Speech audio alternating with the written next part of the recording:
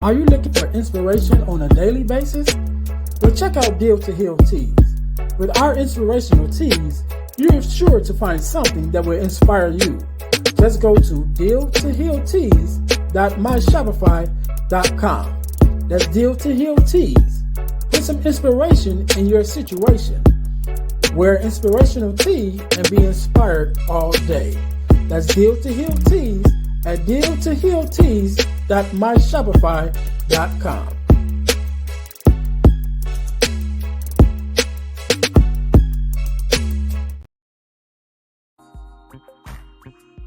Hey guys, if you're enjoying this podcast, then I know you enjoy the Girl Dad Discussion podcast. I'm your host, Ernest James, and I believe the relationship between a daughter and her father is one of the most important relationships a young lady can have. And therefore, my mission is to promote the daddy-daughter relationship by sharing the voices of girl dads to the world. So check out our podcast on every platform where podcasts can be listened to. And if you want to watch the podcast, check us out on our YouTube channel. Again, that's the Girl Dad Discussions podcast with your host, Ernest James. Hey guys, this is Ernest James, host of the Deal to Heal with E. James podcast. And I got a question to ask you. Could you buy me a cheeseburger? Better yet, could you buy me a value meal? Yes? Well, guess what? I don't need a value meal. However, for the cost of a value meal, you can support this podcast to keep us on the air. Just go to Patreon/Deal to Heal podcast and choose any one of the 3 tiers that's available. And if you just want to make a one-time donation, go to Cash App and make a donation to $EJames, the number 418. Make a one-time donation to the Cash App, or again, go to Patreon to support this podcast and keep us on the air. Thanks in advance. Be blessed.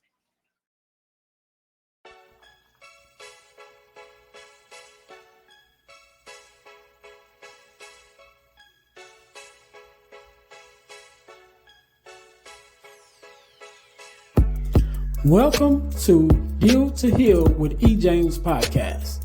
On this podcast, my guest and I will discuss topics and ways to help us to heal in every area of our lives. I believe that everyone can live a life that is happy, healthy, and whole. So I'm on a mission to help people to deal, heal, and fulfill. Deal with your problem, heal from the pain, and fulfill your purpose. Thanks for tuning in. Let's get to it. Welcome to the Deal to Heal with E. James podcast. I am your host, Ernest James, and I believe that everyone can and should live a life that is whole, healed, and healthy. And therefore, I'm on a mission to help people to deal, to heal, and to fulfill, to deal with your problems, to heal from the pain, and to fulfill your purpose. Thank you guys once again for tuning in to the Deal to Heal with E. James podcast. If you haven't already, make sure that you listen, like, subscribe, and share. Do me a favor. Don't keep it to yourself, but share it with someone else. Let them know that we are out here and we are sharing a great message, man, to help people with healing and just helping people find that inner peace that they need, right? So make sure you guys are checking us out and sharing our platforms. Make sure you guys check us out on our YouTube page. Definitely want to get that up. And also, as you heard at the beginning of the podcast, our sister, or should I say our partner podcast, the Girl Dad Discussions podcast, is now up and running and on the air. And that podcast, myself talk to fathers and also daughters about the dad and daughter relationship. And I think that's a great thing. Of course, you guys know that I only have one biological child, which is my daughter, and she's not a baby no more, but she's still my baby. So make sure you guys are checking that out. And also, I'm going to tell you guys how you can win $100 from the podcast, but you got to stay until the end of the episode in order to get that information. But you can win $100 from the podcast. So today, just like any other day, we are blessed with the guest, Miss Hagin. How are you doing? Hi, good. Hi, everyone. How are you? I'm not sure if it's good evening, but good evening. It's mistaken. Whatever time you listening, that's what time it is. So first of all, let me say thank you for being on, because you could have been doing anything else, but you're here with me, and I definitely appreciate it, and I'm sure that my listeners do as well. So do me a favor, we're gonna jump right in it. Do me a Okay. favor and tell my listeners who you are and what it is that you do. Okay. So my name is Siah B. Hagin. I am a survivor, author, mental health counselor, and wellness advocate. So, what does all of that mean? I'm a survivor of childhood sexual abuse. I'm an author of two books. The Journey Continues, and my latest book, The Silent Cries of a Black Girl. I do advocacy work and as far as facilitation and workshops for survivors, and I am an advocate and as well as a counselor. So that's who I am. All right, all right. So you were referred to me Hmm. to be a guest on, and I always go and look at the people's things that they have, look at their Instagram pages and things like that, prior to, and I definitely looked at some of the things that you had going on, and even talking about this book and this whole the whole experience, Hmm. and I definitely wanted to have you on because I think that it's a topic that we're not often talked about. And Yes. I was thinking about it, and I was like, I don't think I've had anyone on that has Mhm. talked about it. I've had domestic violence survivors on, and Yeah. we've had that conversation. We've had a lot of different conversations, but I don't think we've had this conversation. Yeah. Um, so I wanna talk about it. Take me back a little bit um, to when it first started for you. Actually, tell you, let's go back before that. That's Mhm. because I know that sexual abuse changes you as a Yes. person, right? Yes. So let's take me back to before. Like, who was that child? Who was that person? Actually, what age were you? I'm not even Hmm. 100% sure, but who were you before? And that kind of before this transition. Let me put it that way. So I'll let you go answer that, and then we'll go forward. Sure, no problem. So I was actually sexually abused at the age of 12 and 14 years of age. So as we know at that time, we're still growing and developing. We're still understanding who we are and coming into like our own. So I was a little similar to what I am today. I'm pretty quiet and don't really like the limelight a lot. So that kind of changed for me as I got older and I started doing this work. But I was really a quiet girl. I'm the only girl. I have a older brother. We're 2 years apart. But I was raised in a typical home, two-parent home. My parents came to New York from the South. They migrated from the South, and like most Southern parents, they had rules, and we had responsibilities and chores that we had to do. And My faith in God and church was a big played a big part in my foundation of as I grew and developed into a young teen. So, but I was very quiet. Like I was you would not even know that I'm in a room because I really didn't speak a lot. I had very few friends, but I would probably describe myself as a quiet girl. So that's who I was. Yeah. Okay, and so that was prior to, and then this, abuse started to happen. What age were you again? I don't remember. It started at the age of 12, and but I had two different abusers, but the first was at the age of 12, and both of them, one was a cousin and one was like a cousin because our families were really close. Right, So. and that was going to be my next question, because oftentimes when I've heard, and Mhm, I haven't had this particular conversation a lot, so I'm kind of winging it. mhm. No But problem. um, I've heard that there's a high percentage of when this happens that is usually someone that you Yes, know, that or yeah, most people who are sexually abused are abused by someone that they know. It's not a stranger. So that's definitely correct. And because that person has easy access if you think about it, right. right? So a cousin would have, this is somebody that you see family events and that person has easy access.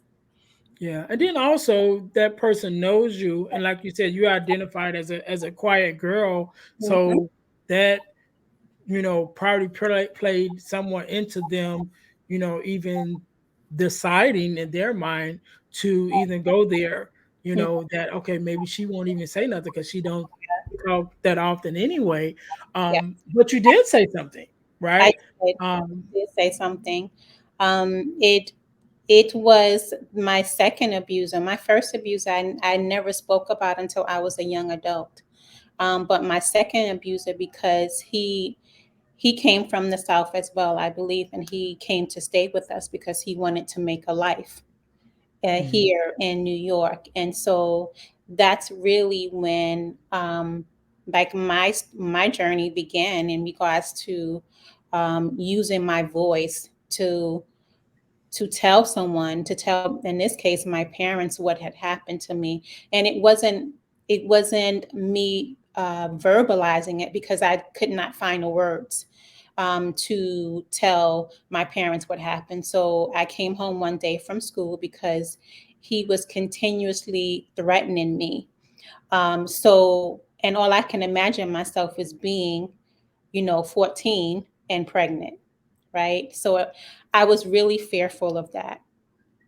And that that was enough to prompt me to leave a note under my mother's makeup compact, because I knew that she would find it there, because I was trying to figure out the whole time, the whole day, how I was going to tell her.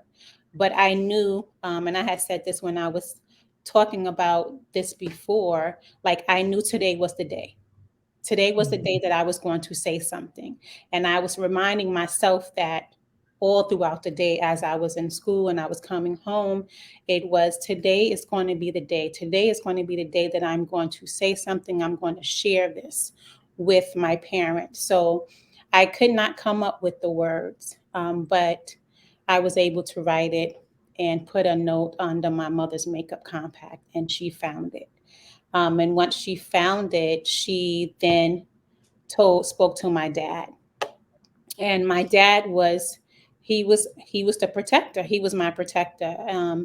He always told me that if there was something that happened, that he would protect me. I knew my dad to be the protector one, and I knew my brother to be the second protector. Right, right. And so I can imagine just as a father. I actually had someone I was having a conversation with someone and they told me, about that they were molested, Mm-hmm.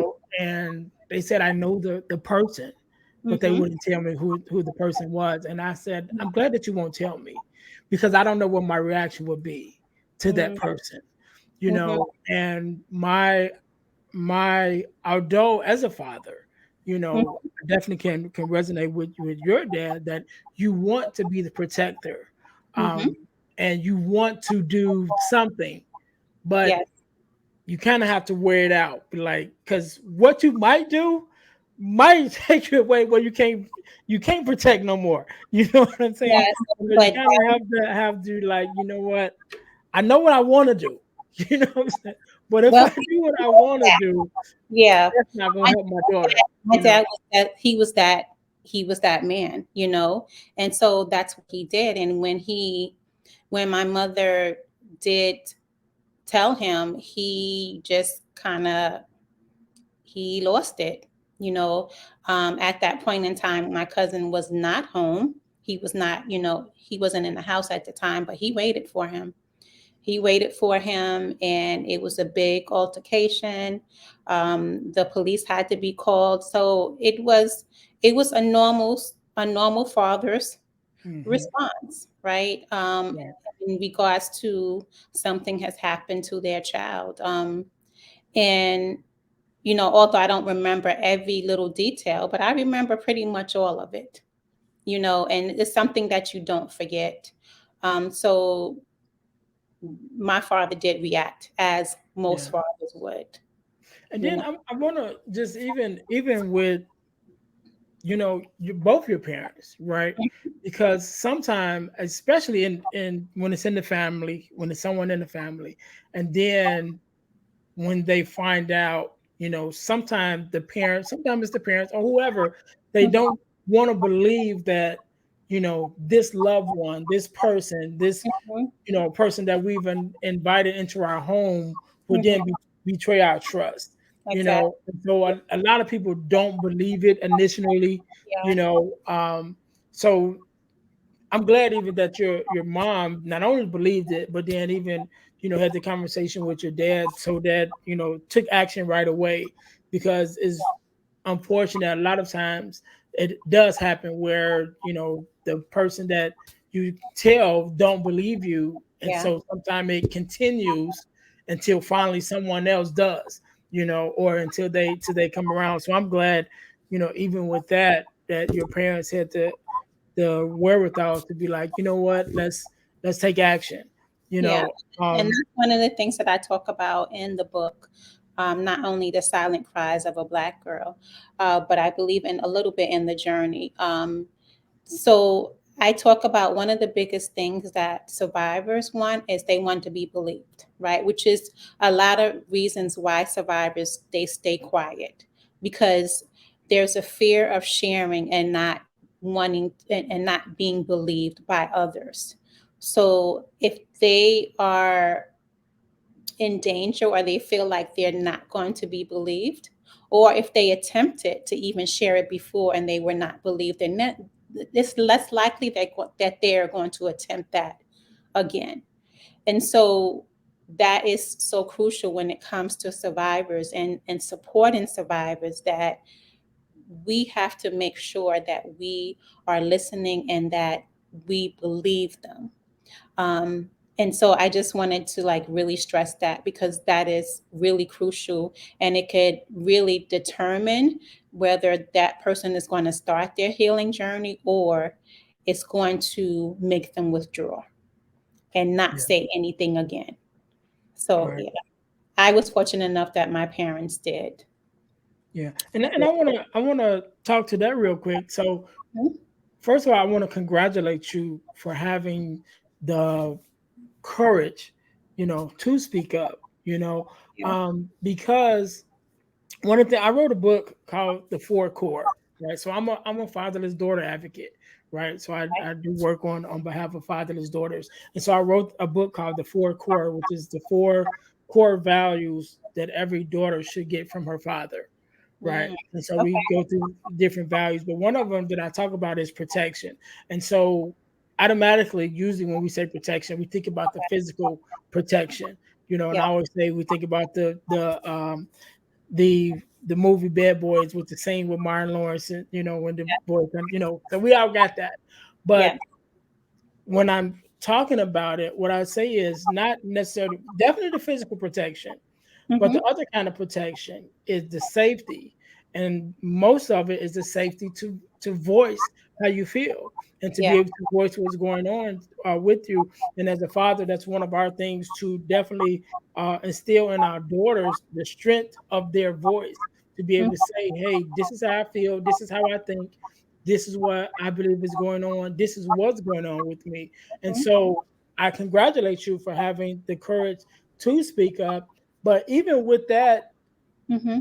to be able to have the relationship with your parents where you can say something, Yes. and you can voice your how you feel and be heard.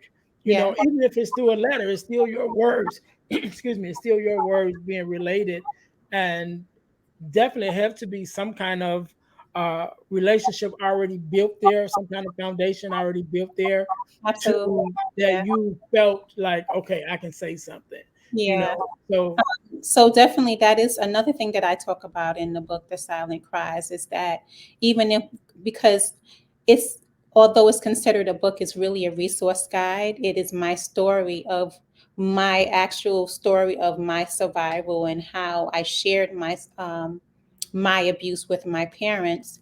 But then also the second part of it is and key indicators for girls who may have experienced sexual abuse. It's also about empowering girls and educating girls so they can recognize the signs. So maybe it may not be them, but it could be one of their friends. And a part of that, as far as talking to your child or trying to find out if there's something that's happening, is the foundation is building a rapport with them, like having a relationship. Because if you don't have that rapport with your child, they're not going to be able to come to you and say, hey, this happened. So it starts from when that child comes into the earth, right? And then, you're raising that child from like crawling to walking, building that rapport. So when things do happen that are really serious, that they know that this is my safe place, this is a safe haven for me, and I can speak what is going on with me. So I think that's so important in regards to having that rapport um, with your child. Yeah, and I think that I just want to say this, that even if it's at a point where you may not have already built that relationship, you can kind of begin to groom it, right? So I always think about my daughter. She's away at college, right? So Mhm, I don't hear from her all the time. She calls every now and then, mhm, but I can tell when she's calling when she wants something, right? And she will call earlier in the week. Let's say she called me on Monday and she said, I just called to see how you doing. I already know about Wednesday or Thursday, I'm gonna get another phone call, you know. So about Wednesday or Thursday, I'm like, hey, Dad, I need something, right? uh, But we can do that same thing with our children if we haven't already begun to build that rapport. mhm. Is okay, let's have the general conversations just to kind of start building a foundation for the harder conversations, right? Yes. Let's not try to rush right in and be like, hey, what's going on? Especially if you haven't already built that foundation. But let's how was school today? You know, Yeah. what's going on? Let's start having those general conversations and building that foundation so that later on we can have the harder conversations. Um, Well, it does start with the general conversations, because the general conversations opens the door to the serious conversations, because now that the foundation is being built. Yeah.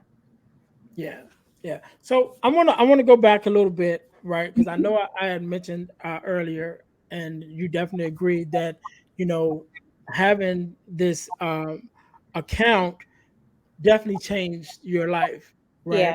And Yeah. so it definitely impacted you. Is a probably a better word, right? So you said 14 was the second time. Hmm. So just take me back a little bit, just in that at that age Hmm. and at that time, how was the impact then, you Hmm. know, and now that you've came out and definitely doing this work that you do, how is the impact now?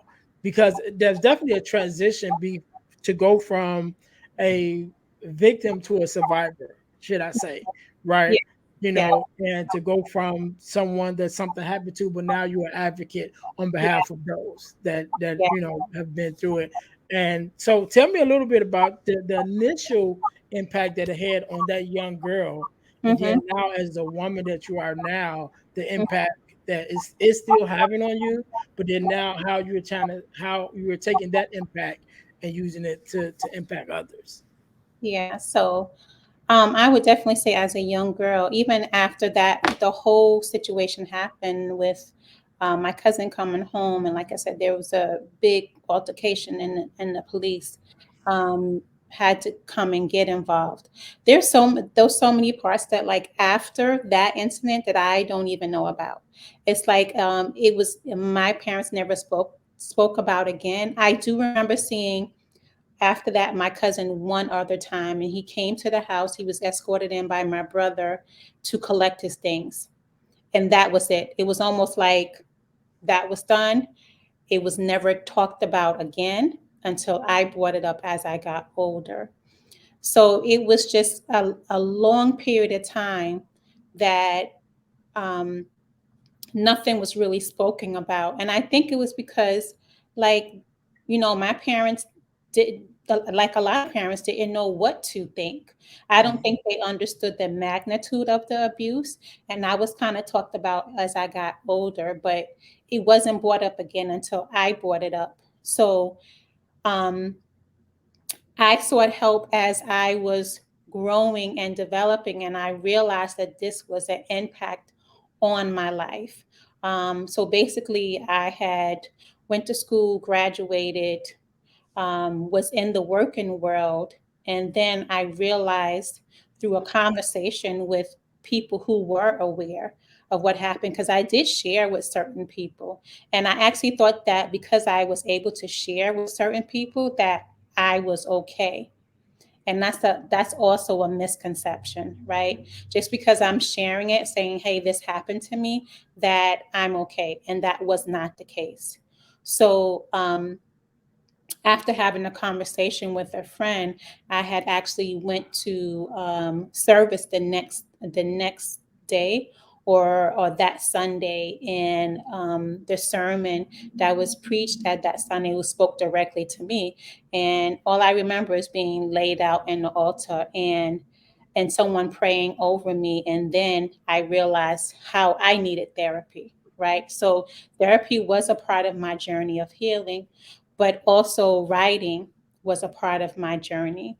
So that's how the journey continues came about, because a part of my healing was writing, and that writing was turned into poetry, which was published years later, and the journey continues. So it was never my goal to have something published. That those writings were part of my healing, and it was a conversation between God and myself, right? So I had to say that there was a long period of time before I even realized that there was an impact. But there was a misconception because I figured, since I was sharing it, like, there's people who were close to me that they knew that I was okay, right? And that was not the case. And so I had to start therapy.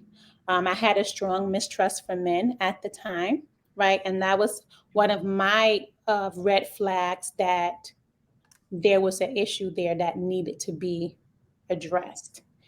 So it wasn't something like, oh, this happened and I was in therapy right away. It wasn't that. It took some time for that to happen. Okay, okay. So you mentioned two things.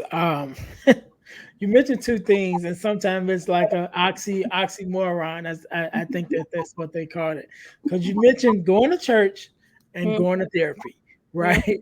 And yep, so oftentimes there is a big misconception about, especially being raised in the church. So yep, I don't know how long you've been following me, but I'm a pastor, minister, PK, that yep, whole thing, right? So I've been in church my whole life, yep, and so that being said, I understand how a lot of times we're raised to pray everything away, mm-hmm, and I don't believe that. I believe that in the beginning God told us to have dominion over the earth, and mm-hmm, when he told us to have dominion and also to walk as he walked, he created the earth, and so he gave us the mindset to be able to create and to learn and to develop. And I think that a lot of times now there are things that we are praying for that he already answered with the wisdom that he have given us to do, right? mm-hmm, So we're praying for financial breakthroughs when yep, there's a financial literacy class down the street. You know what I'm saying? So I think that we pray for a lot of stuff um, that he's already allowed us to have the answers to. And then not mm-hmm, only that, I think there's a misconception, and I ain't gonna say thing, I know there's a misconception, definitely growing up in church, that it has to be either or, yes, right? And yeah, not both. When the reality, it is both, because we are natural and we are spiritual. We have a natural man and we have a spiritual man, and our natural man needs natural stuff. You know Yes. what I mean? Our spiritual man needs spiritual stuff. So definitely we do need to pray. You do need to stay in communication with the Father. But our natural man sometimes needs to hear some natural, regular, things that our natural man needs to hear. So I am definitely a big advocate for therapy, and the advocate for the church also. But we don't have a problem with going to church. Most of us in church, but in our community, we do still have a problem with going to There. see a therapist. Going to talk to somebody, or even support groups. One of my things, I haven't been to therapy, and I'm definitely thinking about going. Um, but I haven't been to therapy, but I have been in um, bereavement support, right? Okay. With the passing of my mom. Okay. And I know how that helped me, right? Mhm. And so I'm definitely an advocate of, if you don't go to therapy, at least go to a support group or a community of like-minded people for that support and the strength, to move forward. And even I know that I think it was so more recently, I think that when you launched your book, that Mhm. you went to I think it was a community or something like that, for survivors. Am I mistaken with that? I'm sorry. Say that again. When you released your book, one of the things that you were a part of, um, I don't know if it was at the book launch, or as an organization that was kind of a community of survivors or something like that, if I'm not mistaken. So that was the part of the work that I do in regards to a support group. So that was prior to the book launch. So I have a network of women and that are both either DV or sexual abuse survivors. And for those who follow me, they will see that I advertise the Survivor Series, that session that comes, like I would probably say I did it earlier about a couple of months ago. And so I try to have it every now and then for those who need support. And it's a series of workshops, and it's confidential. Once the group is established, it's established, and then it has to be closed because we have to protect the people who are Hmm. participating. So that's a part of the work that I do. But just to speak to the whole therapy in church, see, I feel like that you were already in my book, although you weren't, because I do talk about that in the Silent Cries, right? How there is a myth in the Black community that we can't go to therapy and have a relationship with God, and that's just simply not true.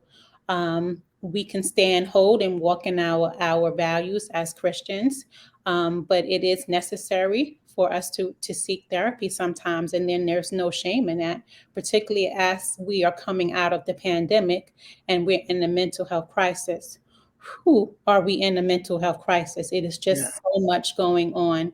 So that is something that has really hurt the Black community in regards to not seeking the support. And I know we have this myth and this, I wouldn't say myth, but we have that we are strong and we are resilient, and that is absolutely true. We are, but we also need to know when we need to seek support, and we don't need to keep family secrets. So that's one of the things that I talk about in my previous book, The Journey Continues. Family secrets are killing some Mm. of our families, right? The Yeah. stuff that people are holding on for years and years and years.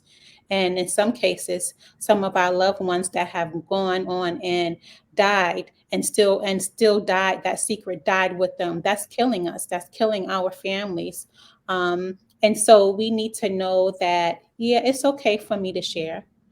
I may not be able to share with, my friends and family members, but that's what therapy is for. I need to start processing and unpacking some of this trauma that I have experienced. And we know that sexual abuse, domestic violence, the loss of a loved one, that is all falls under the umbrella of trauma. And trauma needs to be processed. Yeah, and definitely with those the family secrets, that definitely has hindered us a lot. And one of the other things why we're talking about the whole thing with therapy, we definitely have to address the myth that we have that therapy is for crazy people, Yep. right? Because someone came to me and was, having a conversation, and I was encouraging them, with their what they were going through. I said, I think you need to go, I think you need to go to therapy. Mhm. And they were saying that they had told another loved one, they had went to them and was like, hey, this is going on with me, and I think I need to go to therapy. And that person turned around and was like, what, you crazy? You going crazy, something, and they kind of shamed them to the point that they refrained from going, and it probably was another, I don't know, a couple months before they had the conversation with me, Yeah. and so I'm like, okay, in that time period, you're already hurting before. Now you're hurting even more because that's added on to it. And then that's another couple months before they had the conversation with me, Mhm. But I think it's something that we definitely need to address, that therapy is for everybody, right? Yes, Because for I think we all have something that we need to talk about. We all have something that we need to process, even in our day to day lives, right? Even if maybe I haven't been through something, uh, drastic or traumatic personally or lived it out. But again, coming out of the pandemic, with social media now, with everything that is, shown, everything that we see, Mhm. sometimes just turning on your phone, you know what I mean, is a traumatic experience. I might not live it, but I'm bombarded with the visuals of it, Yeah. and so all of that needs to be processed by all of us.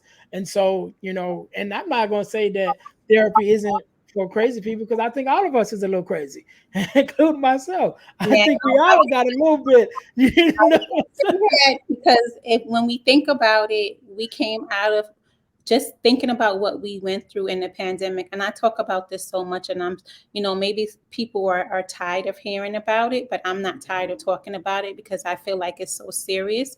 We stayed locked in our houses. We watched the numbers rise. We said goodbye to our loved ones without having to have funeral services or taking them to the hospitals.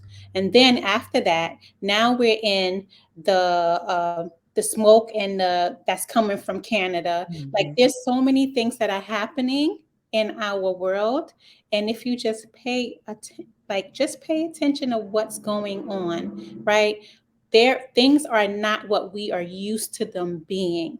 Right. So even as we're coming out of the pandemic and we're trying to still process everything that went on while we were in the pandemic, there's other things that are happening. So I'm not sure what the crazy is because I know we living in crazy times. Hmm. So, I don't even know what to say when people say, "Are we crazy?" Yeah, I think we all are because Yeah. our world is just very different now, and we need coping skills. Yeah. We need strategies. We need a place that we can safely talk about that. And the pandemic has also brought up other traumas that we have experienced that we never even discussed.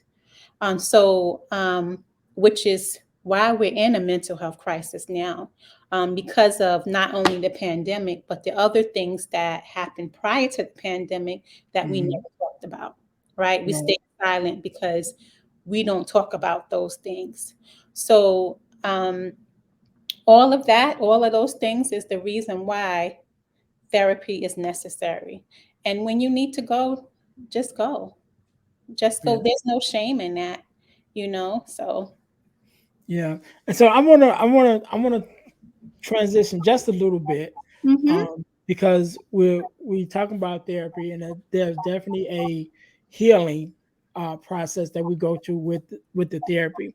yeah. But one of the things that I'm involved with a organization called the Forgiveness Mission. And what we do, we have free virtual workshops Mhm, every quarter of the year talking mhm, about forgiveness. yes. Um, and so, having said that, when we looking at part of our healing, um, Mhm, I believe is um, a letting go or releasing, mhm, and even some forgiveness, definitely in the part of your healing, you mhm, know, despite what happened. You know yes. what I mean? So if you can just speak on that a little bit, and I don't know where your journey is as far as the forgiving part of it, Mhm, but I yeah, know it's all part of it, absolutely. right? So I will definitely speak about that. And this is something that I spoke about before. I am not going to tell anybody on their healing journey what they have Mhm. to do as far as forgiving their abuser. I'm going to tell you as a child of God, as a Christian, of what I had to do. And also make a clarification. I feel like I have forgiven my abusers. My first abuser, actually, I had an opportunity to have a conversation with, and he shared with me the reason why I did that to you is because it was done to me. And we were able to have that conversation. I'm not making any excuses. I'm just saying that's Mhm. the conversation I was able to have with him. My second abuser, although I have chosen to forgive with God's help, because there's no way I can do it without him, I choose not to be around him. So I Mhm. think there's a difference between forgiving and letting that person in back into your life. Right. Because you forgive that person doesn't mean that that person um, needs to have access to you. Mhm. Those are two different things. And that's something that I had to realize in my healing journey and continue to remind myself. So like I said, that was a cousin of mine. So there are going to be times that I have to engage with him, but I prepare myself. I remind myself of my skills. I tap into my network, my support network, and I limit the time, right, that I'm around. When I feel myself starting to be bothered or being triggered, then I know, okay, that's it, and you need to remove yourself. So I have to be aware of what my triggers are, what I'm able to tolerate. And for a time, I had the impression that I'm not really healed unless I'm able to be around my abuser and be okay. And that's not true either. So, like I said, I'm not going to tell anyone what they need to do. But for me and my healing, I chose to forgive my abusers, but it doesn't mean that my abusers have access, right? And so Correct. I have to make that decision. That survivor, right, has to make that decision for themselves as far as what works for them. But I will say from that end, there is a weight that you carry when you don't forgive. And Mhm. I can't dispute that because there's a weight that you carry when you choose to hold on and harbor these feelings, and to a certain degree, it does um, hinder the healing process. So I just wanted to put that out there because a lot of times we are carrying stuff, and the person who actually did something to us, they have totally moved on with their life and forgotten about. Mhm. So I just, and I hope that that answers the question in regards to forgiveness. I hope that answers that question. Yes, it did, and you actually said exactly what I was going to say. Because part of when we do the forgiveness workshop, Mm-hmm. that's actually one of the things that I speak on, is releasing a releasing a relationship. I'll just say relationship because it can be friendship, partnership, whatever it is. But releasing it, number one, we have to realize that forgiveness is for us, Mm-hmm. not for the other person. So Yep. we forgive so that we can release that weight that we are carrying. Mm, Because oftentimes, exactly like you said, that person has moved on, and absolutely. forgot all about it, or unfortunately maybe went on to do something to someone else, and they're not even thinking about it, but Nope. it has impacted you, which I know that it has. But Mm-hmm. yet and still there has to be, in order for you to begin to heal, you have to be able to forgive for yourself, and again, not rushing nobody's journey. You know what I mean? Not telling you, trying to push you into doing something that you haven't processed enough to be at that point, Yes. but just realizing that that is a part of it. That is part Mm, of the healing, to be able to forgive, but also, like you said, forgive but without access. yeah. I have forgiven you, but Mm, I'm not going to allow you to be back in the same space with me in order yes. to give you an opportunity to offend me again. In Yeah. whatever way it is, whether it's verbally, physically, whatever. I forgive you, but you stay over there. You know what Yeah, I mean? We ain't got to kick it and none of that. exactly. And But that forgiveness opens that door again for the freeness for yourself.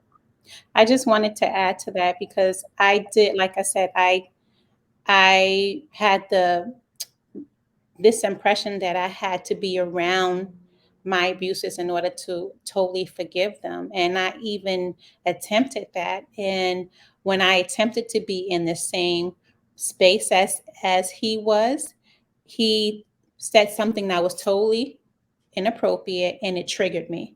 And it took me right back to my and Mm. I had to like kind of remind myself and it was a while before I was able to get myself back together. And I was like, why are you doing this to yourself? Why are you putting yourself in a situation? Hmm. And I had to really think about that. Like, why am I forcing myself to do something? Because I felt like that was the only way that I was going to be quote unquote healed. And that's not true. So I would say to anybody who's on this journey, don't put yourself in a situation that is going to take you back or trigger you, that you have to now do work all over again to get Yeah. back to where you were. Yeah. And even with that, oftentimes when I'm having even just the conversation of, you know, cherishing your inner peace, right? So I had a friend of mine that talks about every time she gets with her family, you Hmm. know, her and her uh, siblings get into it, right? Like every time, it starts off, everything's going good, whatever. And I said, well, I'm not going to tell you not to go around your family, Hmm. but what I will tell you is take notice of the time. Yes. Because if you know about 10 minutes in, that every time you're around, about 10 minutes in, y'all find out, then about 6 minutes, you should know, you need to be moving around, right? Before I get there, I'm like, so you have to be able to look at what's going on with you and processing it and even paying attention so that, not just in this situation, but just in your life, day-to-day life, like watching and maintaining your peace when you know you're in the vicinity of someone or something that may trigger you, take notice of that. And it's like, okay, I think that's going to be an issue. Let me go this way, Yeah. or let me limit the time that I'm in this space so that I can leave before I'm triggered. Hmm. And so I think that's big with us, just in, like I say, in our day to day lives and maintaining our peace and keeping our peace. Definitely want to pay attention to our environment and the things that trigger us, or the things that we're processing and healing through so that we don't have to start all back over again. So we definitely want to keep sight on that. Um, First of all, let me say this. I want to thank you so much for being on. I love this, not necessarily the subject of the conversation, but I definitely love having the conversation, and that's what this podcast is all about. You know, and I always say we discuss topic and ways to heal in Yeah. every area of our lives, and this is an area. And so whatever the area is that someone needs healing, I want to have the conversation to be able to bring them, some kind of peace and closure, or at least lead them in a direction where they can find the help that they need. So that being said, I want to thank you again for being on, right? Yeah. For definitely for blessing us with your wisdom and your experience. I want you to have the last word, right? I Okay. want you to have the last word and leave us with a word of advice, word of wisdom, have you see fit, and definitely let us know where we can get your book and definitely connect with you to be able to see what you're doing and take part of some of the things that you have. And I'll give you a couple of seconds to kind of think about that. In the meantime, to my listeners, thank you guys for tuning in once again to the Deal to Heal with EJ's podcast. Make sure that you guys are checking us out, definitely checking out our websites, the dealhealfulfill.org, dealhealfulfill.org. We want to make sure that we're going there and checking out everything that we have going on as a company, because we have the two podcasts now, we have the ebooks.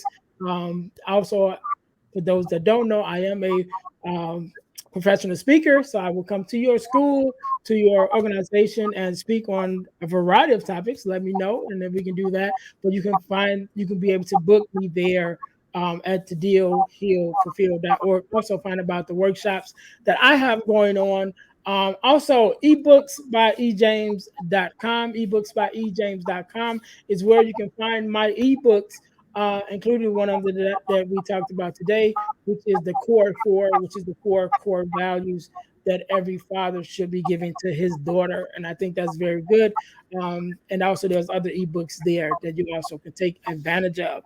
Also, like I mentioned earlier, I am a part of a organization called the Forgiveness Mission, and we do free virtual workshops every quarter of the year. So whenever you're listening to this, either one just passed or one is coming up, right? So make sure you guys go to forgivenessmission.com to register for the next free virtual workshop that we're doing on forgiveness, or you can go to Eventbrite and register.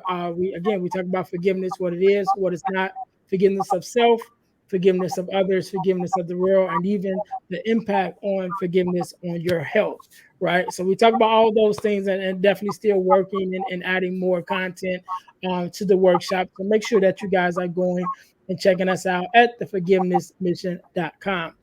Last but not least, I know this is the part that you guys wanted to know how you could win $100 from the podcast. You can win $100 from the podcast by entering our super subscriber contest. What does that mean? First, you must subscribe to our YouTube page, to our Facebook page, and to our podcast on Spotify. After you've done those three things, you will text the word WIN, WIN, to the number 866 326 0730 to qualify to win $100. The contest is ongoing and is random, which means that anytime I can pull a name. And also, once you enter, you don't have to re-enter. Once you're in, you're always in, and you can always win. Again, you can win $100 from the podcast by entering our super subscriber contest. First, you must subscribe to our YouTube channel, to our Facebook page, and to our podcast on Spotify. Then text the word WIN, WIN, to the number 866 326 0730 to qualify to win $100 from the podcast. So, that being said, again, let me say thank you once again for the work that you do.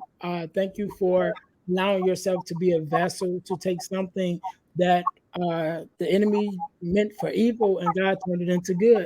And now you're using your voice and your experience to bring healing to those who may have been having the same experience. And I always say that, you know, we make a choice to go from victim to victor. And Yeah. then once we've made that choice to become a victor over our circumstance, it then becomes our opportunity to go back and help those that are yet victims, right? And so again, I want to thank you so very much for being on, for sharing your story, and for the work that you do. I'm going to shut up and let you have the last word. So the floor is yours. Thank you for having me. So I'm going to leave with this statistics that I use now that I'm referring to the silent cries. 1 in 9 girls will be sexually abused before the age of 18, but 1 in 4 girls, African American girls, Black girls, will be sexually abused before the age of 18. Big difference.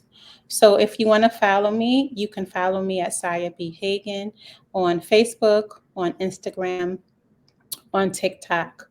And I do have a website, siahbhagen.com. If you want to order a book, you can order it from there, my website directly, or you can order it from Amazon.com and BarnesandNobles.com. So thank you, Mr. James. Thank you for having me. Thank you for allowing me to share my story. It was my pleasure. No problem, no problem. We can't end it no better than that. To my listeners, thank you guys so much for tuning in once again to the Deal to Heal with E. James podcast, where our mission is to help people to deal, to heal, and to fulfill, to deal with your problems, to heal from the pain, and to fulfill your purpose. Until next time, you guys be blessed. Hey guys, I know you're enjoying the podcast. However, don't forget to join our text line at 866 326 0730. That's 866 326 0730 in order to receive text messages with new events and things that is going on and new episodes as they release. All right, see you in a minute. Thanks for listening to the Deal to Heal with E. James podcast. Remember to listen, like, subscribe, and share. This episode has been brought to you by Deal to Heal Teas. Put some inspiration in your situation. Wear an inspirational tea and be inspired all day. Let's go to dealtohealteas.myshopify.com. Remember, our mission is to help you to deal, heal, and fulfill. Deal with your problem, heal from the pain, and fulfill your purpose. Thanks for listening.